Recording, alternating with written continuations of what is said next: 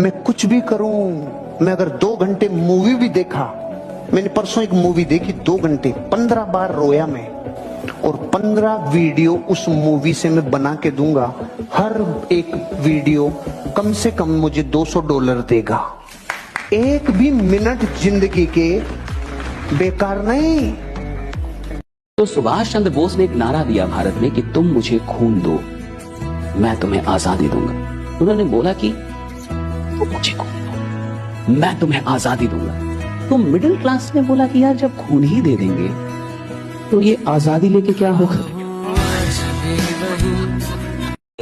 हाल फिलहाल में नीरज चोपड़ा का इंटरव्यू देख रहा था, तो उसको अमिताभ बच्चन ने पूछा, वो गया था कौन बनेगा करोड़पति, तो उसको अमिताभ बच्चन पूछ रहे हैं कि आपने तो बड़ी मेहनत की होगी यहां तक पहुंचने के लिए। तो वो बोला कि अगर मैं अच्छे घर से होता और प्रैक्टिस करके जाता और मखमली गद्दा मिल जाता और गरम गरम खाना मिल जाता तो मैं यहां तक कभी पहुंचता ही नहीं। सारा सुख सुविधा दे ही दो तो इंसान साला काम करेगा तो अपने आलसी प्राणी है। कहा कि अगर मुझे मखमली गद्दा ही मिल जाता और घर जाते तो खूब पका पकाया खाना ही मिल जाता, तो वो बोला नीरज चोपड़ा कि मैं यहां पहुंचता ही नहीं। कहा मैं पहुंचा ही इसलिए कि मेरे को यह सब नहीं मिल रहा था, मुझे दुख था। कहा मैं पहुंचा ही इसलिए यहां तक। एक लड़का था, शादी कर लाया, आते ही उसकी पत्नी ने बोला कि मैं आपके पिताजी की सेवा नहीं कर सकती, मुझे अलग रहना है। उसने कहा ऐसा मत कर, मेरे पिताजी ने मुझे पाला है, मेरी माँ चली गई थी, मेरे पिताजी ने मेरे को पाला। 2 साल निकल गए, फिर बोलती है नहीं, या तो तू उनको रख या मुझे रख। ऐसा मत बोल, मेरे पिताजी के कंधों पे जो घाव है ना वो मुझे उठाने सुन, ऐसा मत बोल, ऐसा मत बोल। फाइनली 5 साल बाद या तो मुझे या पिताजी दोनों में से एक चुनो। सहम गया, रात को 2 बजे अपने पिताजी को कहता है उठो पिताजी चलो घूमने चलते। घूमने लेके गया, दूर घूमने लेके जाने के बाद कहता बस पिताजी आपका और मेरा साथ यही तक था, आपको रखता हूँ तो वो मुझे छोड़ के जाती है, आज मैं आपको छोड़ने आया हूँ, आज के बाद नहीं मिलेंगे, अलविदा। पिताजी की आंखों से आंसू आ गए, उन्होंने भरे हुए गले से बोला बेटा मुझे थोड़ा यहाँ से 2 किलोमीटर आगे छोड़। क्यों पिताजी? क्योंकि मैंने भी अपने बाप को वहां छोड़ा था और तू इस जगह पे निशान लगा के जाना साला 20 साल बाद। ईश्वर तब फिदा होता है जब आप अपनी मेहनत पे फिदा होते हैं, और लाख में कोई एक आदमी अपनी मेहनत पे फिदा हो। और देखो मेहनत इतनी करनी चाहिए कि आपको असफलता का दुख ना हो, सारा ब्रह्मांड दुखित हो जाए, आप डिप्रेशन में ना जाएं, महादेव डिप्रेशन में चल जाए, महादेव रोने लगे, पार्वती जी रोने लगे, यार ये आदमी सफल नहीं हो रहा। आपके लिए आप ना लड़ें, ब्रह्मांड की शक्तियां लड़ें कि इस इंसान में इतनी मेहनत करने की क्षमता है और ये अभी तक गरीब है। भगवान लड़ने लगे अपने में कि भाग्य बदलो, तो इनको लोग चाहिए मेहनत के आदमी।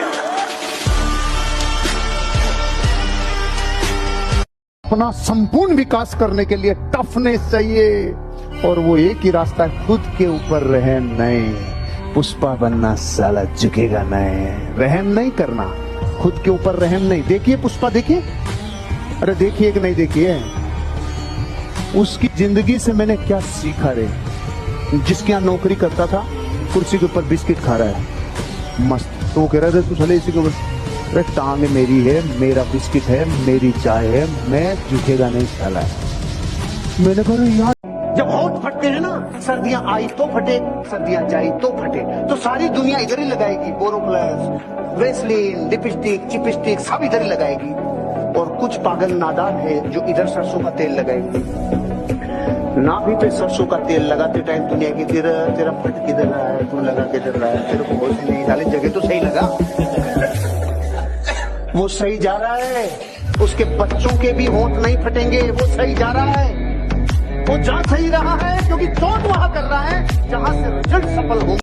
एक ढाबे पे 3 लोग चाय पी रहे थे, एक अमेरिकन, एक जापानी, एक भारत का आदमी। चाय पीने के बाद अमेरिका वाले ने गिलास उल्टा रख दिया, जापानी ने सीधा रख दिया, अपने वाले ने आधा रख दिया। वेटर ने आके देखा ये क्या लफड़ा है, अमेरिका वाले ने बोला मुझे चाय और नहीं चाहिए इसलिए उल्टा रखा। जापानी से बोला तो जापानी का मुझे चाय और चाहिए इसलिए सीधा रखा। अपने वाले से पूछा था कि भाई साहब भारत से उनको देवे तो ठीक, कोई नहीं देवे तो ठीक है, इसलिए आधा रखा। हम 130 करोड़ लोगों में से 110 करोड़ लोगों के गिलास आड़े रखे हुए हैं ताकि ना कोई उल्टा बताए ना कोई सीधा बताए, साला बैलेंस बना के बैठा है। ये फोकस है ना, ये फोकस, इसको कई डिस्टर्ब करने वाले शत्रु दुनिया में हमने चारों तरफ बना रखे हैं। कई मोहिनियां, कई कामिनियां, कई खतरे हैं संसार में जो आपके फोकस को डगमगाने के लिए तीर भाला लेके खड़ा है। आप कह रहे हो करोड़पति बनने जा रहा हूं और वो कह रहे हैं रहने दे, बाप दादे नहीं बने तो रहने दे।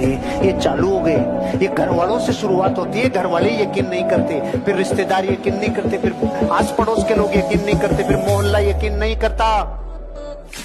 जितने ऑटो पायलट मोड पे चीजें आपको परेशान कर रही है उनको स्विच ऑफ करना पड़ेगा। जो लोग फालतू का रिकॉर्डिंग कर रहे हैं मत कीजिए।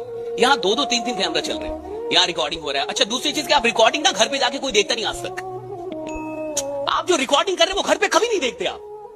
और घर पे देखने के लिए ना यूट्यूब पे वीडियोस बनाई जाती है, या ये सारी चीजें वो चली जाएंगी, अच्छी चीजें वहां पे कट होकर चली जाएंगी। अभी आप लाइव कहीं पे आए ना तो रिकॉर्डिंग में ना, अब पता चला आपको बैंकॉक लेके चल गए, वहां भी मोबाइल से देख रहे हैं। क्या फायदा रहा? आपको गोवा लेके जब वहां भी मोबाइल से देख रहे हैं। अब सामने सामने समंदर के पास गए हो तो समंदर को सामने सामने देखो ना, राइट? आंखों से देखो। ये कैमरे से देखने क्या कर रहा? एक आदमी था, अपने बैंक में गया, किसी दूसरे आदमी ने उसको चेक दिया था, चेक लेके गया और जाके बोला, भाई साहब ये मेरा चेक कब तक से कर जाएगा? 3 दिन लगेंगे। SBI वाला था, उसका भी टोन लगे, 3 दिन लगेंगे। अरे भाई साहब वो सामने वाले बैंक का ही, वो जो है ना वो मेरा बोल है इसका तो किधर है सर? आपको ये पता नहीं है कि ये सिस्टम है, हमारा प्रोसेस है। अभी आप अगर रास्ते में जा रहे हो शमशान के आगे मर जाओ तो आपको डायरेक्ट वहां पे जलाएंगे या पहले घर लेके जाएंगे? घर ही लेके जाएंगे। सिस्टम वहां से विदाई होनी जरूरी है, प्रोसेस को पूरा फॉलो करना पड़ता है। दुनिया में राजा कौन बनता है भैया? जिसके पास बहुत बुद्धि हो, नहीं जिसके पास साहस एटीट्यूड है, उसको लगता है राजा। नेता कौन बनता है बताइए? पढ़े लिखे लोग नेता बनते हैं, पढ़े लिखे लोग नेता बनते हैं। अनपढ़, गंवार, क्रिमिनल, 4 मर्डर किया, इस बार MP हो जाएगा। 4 मर्डर किया है, अगर MP होने में कोई दिक्कत होगा 4 और मारेगा, तब तो बनाएंगे आप। एटीट्यूड है भाई, उसका कंसेप्ट क्लियर है। पढ़ाई लिखाई से राजा नहीं बनता कोई, ये याद रखना राइडा।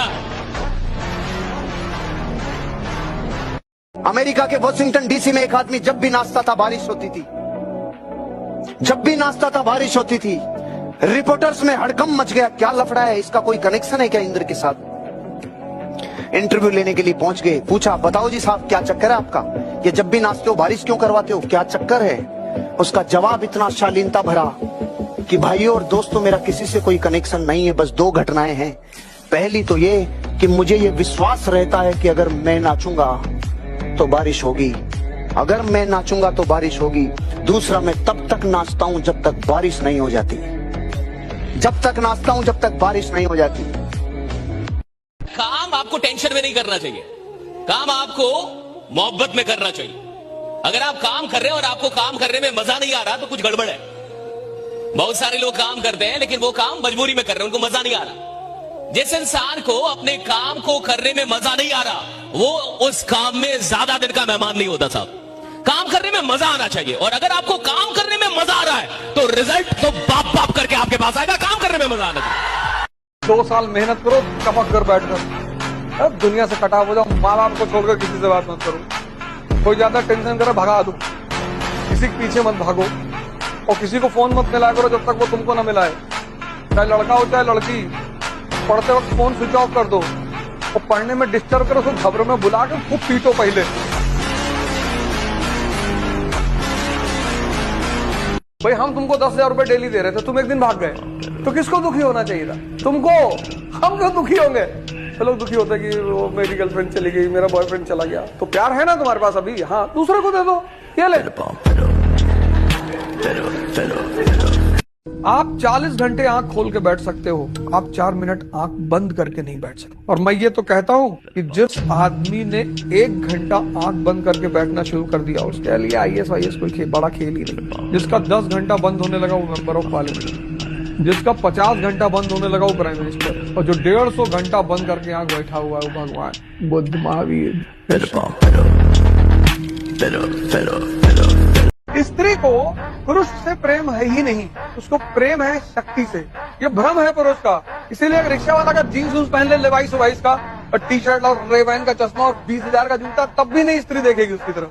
जैसे कुछ लोगों को भ्रम है ना कि हम अच्छा कपड़ा पहन लें और अच्छी गाड़ी में बैठ जाएं तो स्त्री मेरी तरफ देखेगी, सवाल ही नहीं उठता, वो प्रश्न ही नहीं उठता। यही तो भ्रम है उसको कि जो ऐड आता है कि एक्स लगा के निकलोगे तो पड़ियां गिरेंगी, कोई नहीं गिरता, मतलब तुम ही गिर जाओ लड़खड़ा के।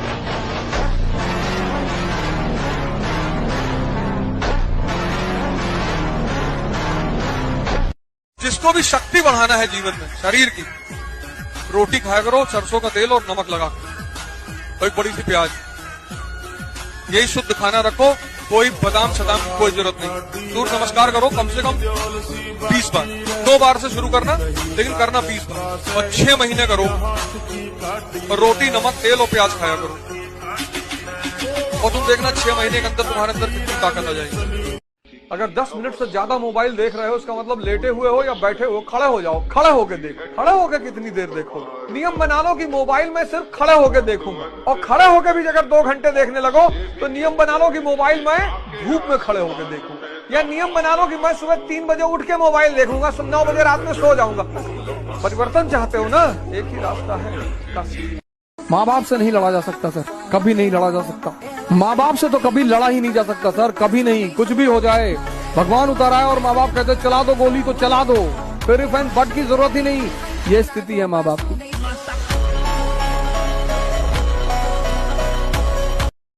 हिंदुस्तान में एकमात्र आदमी हूँ जिसने अपने ट्विटर अकाउंट का नाम रखा है बेईमान अवध। 1 अरब 50 करोड़ लोग इस देश में रहते हैं, किसी की अम्मा ने दूध नहीं पिलाया है जो इस नाम से ट्विटर अकाउंट बना ले, क्योंकि बेईमानी मुझको पसंद हो, लेकिन ईमानदारी से करता हूं।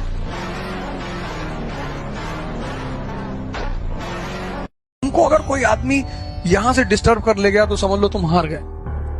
कन्फ्यूशियस का एक नियम था बड़ा प्यारा, चीन में बहुत प्यारा। वहां 2 आदमी जब लड़ते थे तो सिर्फ वर्बल लड़ाई होती थी। तो एक बार अमेरिका का एक प्रोफेसर चाइना घूमने आया तो देखा सड़क पे गाली गलौज हो रही, 2 लोग एक दूसरे को गाली दे रहे हैं और 200-300 आदमी घेर कर खड़े हुए, लेकिन लड़ाई नहीं हो रही। तो प्रोफेसर वो भी 15-20 मिनट तक खड़ा रहा। फिर उसने कहा कि एक चीनी से पूछा कि भैया ये मार मतलब लड़ क्यों नहीं रहे? तो उसने कहा कन्फ्यूशियस का नियम है कि जो पहले हाथ उठा देगा वो हार गया। तो दोनों एक दूसरे को भड़का रहे हैं, मतलब मन को हिलाने की कोशिश कर रहे हैं कि हम इतना गाली दे दें कि सामने वाला भड़क के मार दे, और जैसे मारेगा हार गया।